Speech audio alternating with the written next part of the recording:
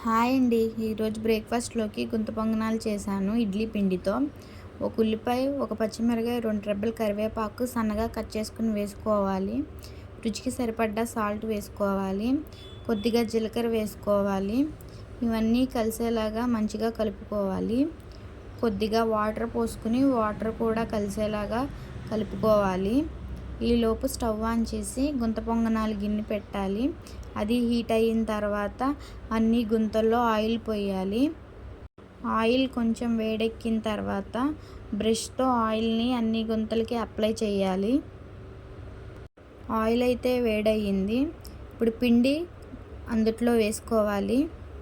గుంత పొంగనాలు గిన్నెని అయితే నేను ఆన్లైన్లో చూసి మా ఆయన్ని కొనమన్నాను. దీంతో ఏం చేస్తారని చెప్తే మా ఆయనకి ఇలా చేస్తారని చెప్పాను. ఆయన కొనిచ్చారు. ఈ గుంత పొంగనాలు మార్నింగ్ బ్రేక్ఫాస్ట్వే కాదు, ఈవినింగ్ స్నాక్స్గా కూడా వేసుకోవచ్చు. ఇలా అన్ని గుంతల్లో పిండేసిన తర్వాత మూత పెట్టి ఉడకనియండి. ఆ తర్వాత మూత తీసి చూస్తే ఒకవైపు మంచిగా గోల్డెన్ బ్రౌన్ కలర్లోకి ఫ్రై అవ్వాలి. ఇలా అన్ని గుంత పొంగనాలని ఫోర్క్తో తిప్పేసుకోండి. వీటిని సిమ్లోనే ఉడకనియాలి. రోజు ఇంట్లో దోశ, ఇడ్లీయే కాకుండా ఈ గుంత పొంగనాలు కూడా ట్రై చేయండి. దోశ పిండితో కూడా ఈ గుంత పొంగనాలు చేయొచ్చు. రెండో వైపు కూడా మంచిగా కాలనివ్వాలి.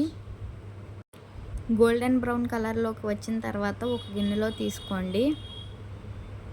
సింపుల్ అండ్ టేస్టీగా గుంత పొంగనాలు రెడీ అయ్యాయి. గుంత పొంగనాలు కాంబినేషన్గా నేను టమాటా చట్నీ చేశాను.